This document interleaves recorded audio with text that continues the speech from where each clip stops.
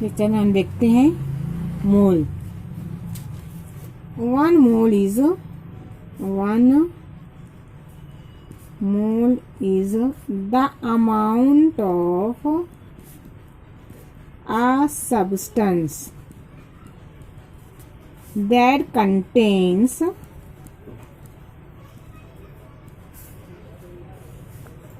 as many entities or particles as there are items in exactly 12 gram or 0.012 kilogram of the carbon 12 isotope। क्या है मोल? मोल किसे कहेंगे हम? अगर हमारे पास सब्सटेंस है, उस सब्सटेंस के अमाउंट में जितने भी पार्टिकल्स होंगे या एंटिटीज मीन्स आइटम होंगे, जौहर होगा, एलिमेंट्स मीन्स साल्म होंगे, तो हमारा जो गिवन सब्सटेंस है उस सब्सटेंस में जितना जौहर होगा, साल्म होगा या पार्टिकल ज़रात होंगे, वो एग्जैक्टली इक्वल रहेंगे 12 gram of the carbon 12 isotopes. Means हम सिंपली लिख सकते हैं मोल मीन्स जो रहेगा particles, number of particles is exactly equal to 12 gram of carbon 12 isotopes. Simple है। किसे कहेंगे मोल? अगर हम सब्सटेंस लेते हैं, कहते हैं ना हम 1 mole of a substance, 1 mole of elements, 1 mole of a particle, तो जो रहेगा सब्सटेंस, उस सब्सटेंस में, उस चीज में जितने भी रहेंगे जौहर कहो मीन्स आइटम, एलिमेंट्स कहो या पार्टिकल कहो, जर्रात कहो, तो वो तमाम पार्टिकल, वो तमाम जर्रात हमेशा क्या रहेंगे? Exactly equal to 12 gram of carbon 12 isotopes. Easy है। एंटिटीज मीन्स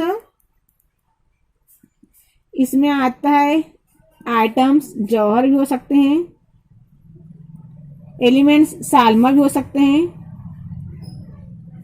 पार्टिकल्स जर्रात भी हो सकते हैं और आयंस भी हो सकते हैं। मोस्टली किस में रहता है? आयन सॉल्ट में रहता है। For example NaCl CuSO4। Particles जरात, तो ये तमाम जो रहेंगे पार्टिकल्स जरात एक सब्सटेंस में, सब्सटेंस के अमाउंट में ऑलवेज और एग्जैक्टली इक्वल रहेंगे 12 ग्राम ऑफ कार्बन 12 आइसोटोप्स। अब ये किस बेसिस पर होता है? अब देखते हैं हम इसी बेसिस पर हमें पता है कि अगर हम लेते हैं small amount of any substance, किसी भी सब्सटेंस का हम सबसे छोटा, सबसे स्मॉल अमाउंट लेते हैं, हमें पता है ये अमाउंट जो रहेगा सब्सटेंस का अमाउंट ऑलवेज रहेगा large number of items. Means जो रहेगा अमाउंट ऑफ सब्सटेंस ऑलवेज रहेगा equal to number of particles, number of particles means ये ऑलवेज और एग्जैक्टली इक्वल रहेगा 12 ग्राम ऑफ कार्बन 12 आइसोटोप्स। इसी वजह से हम करते हैं, लेट अस कंसिडर और if we calculate the number of items in 12 gram of carbon 12 isotopes, then we can write here, लिख सकते हैं हम mass of 1 carbon 12 item determined by mass spectrometer is always equal to 1.992648 into 10⁻23 ग्राम। क्या होता है ये? Always mass of 1 carbon 12 item by spectrometer, by spectrography we can easily calculate This one is also equal to or exactly equal to 1.99268 into 10⁻³ ग्राम। इस चीज को हमें याद रख लेना है कि जब रहेगा मास ऑफ वन कार्बन तो ये हमेशा इक्वल रहेगा 1.99268 इंटू 10⁻23 ग्राम। ये कहाँ से मालूम करें, किस तरह से इसे कैलकुलेट किया गया? इसे कैलकुलेट किया गया with the help of mass spectrometer. अब देखते हैं हम number of items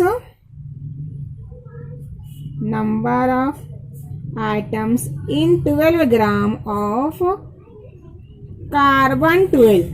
It is always equal to 12 gram per mole upon 1 point कितना था बाय स्पेक्ट्रोमीटर 1.99268 इंटू -23 ग्राम। ये क्या था? ये एक आइटम का था, therefore we can write here ग्राम पर आइटम।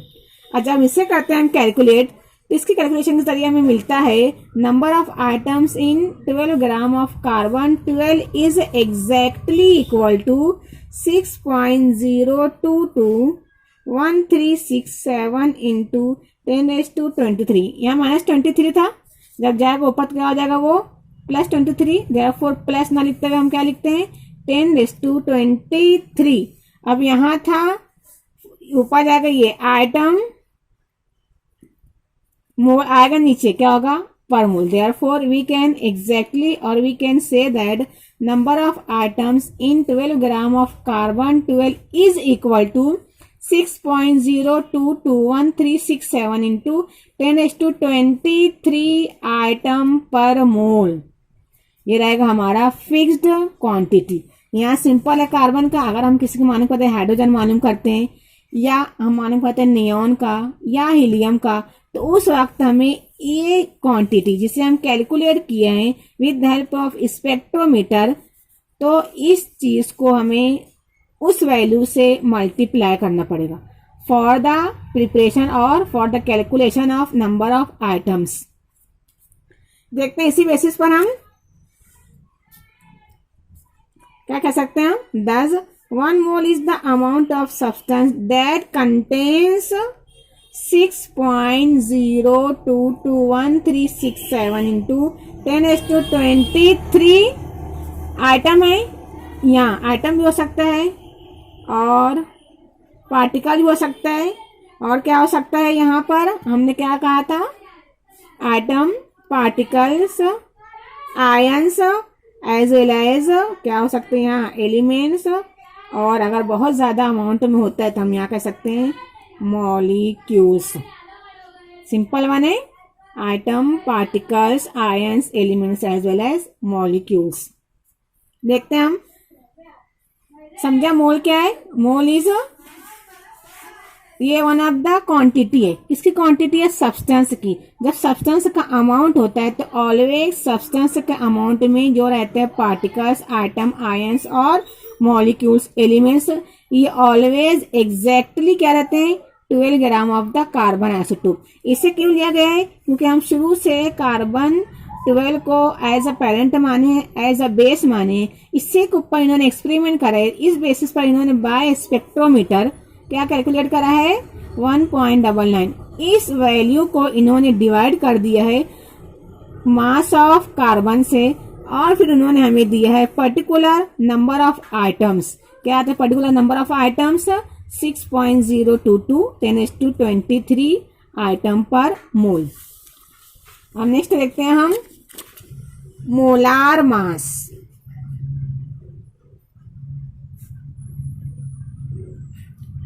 सिंपल वन मोल था, 1 mole of a substance this particular 6.0। अब होता है मोलार मास। Mass means कमियत। मोल क्या होता है? जो सब्सटेंस के अंदर जितने पार्टिकल्स रहते हैं वो एग्जैक्टली इक्वल रहते हैं किससे? कार्बन 12 से। अब इसी बेसिस पर इन्होंने कहा है what is molar mass? The mass of 1 mole of a substance substance में क्या लेते हैं हम, एलिमेंटल और item ion molecule in grams is called, mass means weight, weight की यूनिट क्या है, ग्राम है ना। तो क्या होता है ये, mass of one mole of a substance in grams is called its molar mass. Simple है। Therefore we can also say that the molar mass of any element in grams is numerically equal to atomic masses of that elements। इसमें आता है in U। What is U? Atomic mass unit. तो इन्होंने क्या कहा है, according to molar mass, molar mass is nothing but 1 mole of a substance in grams. क्या होता है, 1 mole of a substance in grams. Grams किसकी यूनिट है, grams means mass, mass means कमियत, कमियत मीन्स वेट। हो सकता है ये। तो कहता है ये अगर हम लेते हैं 1 ग्राम में जो रहेगा सब्सटेंस का मोल, तो that is nothing but molar mass. इन्होंने और क्या कहा है, ये न्यूमेरिकली है ना, बाय कैलकुलेशन, बाय न्यूमेरिकली ये इक्वल होता है atomic mass of that element. क्यों? क्योंकि इन्होंने क्या लिया है, इन एटॉमिक मास यूनिट की बेसिस पर ऑलवेज ये इक्वल होता है एटॉमिक मास। हम इसको देते हैं with the help of example देते हैं। First if we take element, again लिखते हैं नेक्स्ट कॉलम में एटॉमिक मास, ऑलवेज क्या होता है ये in small U. Next one रहता है molar mass, molar mass means gram में ले रहे हैं, ग्राम पर मोल। इन्होंने क्या कहा है कि जो रहेगा element, suppose if we take hydrogen, ये हाइड्रोजन का जो रहेगा एटॉमिक मास ये ऑलवेज क्या रहेगा, इक्वल रहेगा बाय न्यूमेरिकली, किससे, मोलार मास से। तो रहता है हाइड्रोजन का एटॉमिक मास 1.0 यूनिट। तो इसके किसके इक्वल रहेगा ये, मोलार मास। तो जब ये रहता है 1.0 तो always molar mass of hydrogen is nothing but 1.0 gram per mole. लेते हैं next example, if we take carbon element, carbon element इसका एटॉमिक मास फिक्स्ड वैल्यू है, फिक्स्ड क्वांटिटी है, ये रहती है 12.0 एटॉमिक मास है, मीन्स यूनिट रहती है। इसका मोलार मास इसके इक्वल रहेगा, मीन्स 12.0 मोलार मास है, मास है मीन्स ग्राम, मोलार मीन्स मोल, तो होता है ग्राम पर मोल। अगेन नेक्स्ट वन लेते हैं हम, इफ वी टेक ऑक्सीजन, इसका एटॉमिक मास रहेगा ऑक्सीजन का 16.0 एटॉमिक मास है, means you atomic mass unit, therefore इसका मोलार मास भी रहेगा इक्वल 16.0। बट ये क्या हो जाएगा, यूनिट एटॉमिक मास कितनी, बट ग्राम, मोलार मास क्या हो जाएगा, ग्राम पर मोल। इसी बेसिस पर इन्होंने एक और कहा है कि एटॉमिक मास ऑलवेज रहता है numerically equal to molar mass. Again next one हम देखते हैं कि अगर हम लेते हैं, ये होता है हमारे सिंगल आइटम्स, सिंगल एलिमेंट्स। अगर रहता है ये poly atomic means more than 1 element, क्या होता है ये पॉली मीन्स मोर देन 1, वो कंपाउंड या वो मॉलिक्यूल जिसमें मोर देन 1 आइटम रखते हैं तो वो क्या कहलाता है, poly atomic. Poly means more than 1।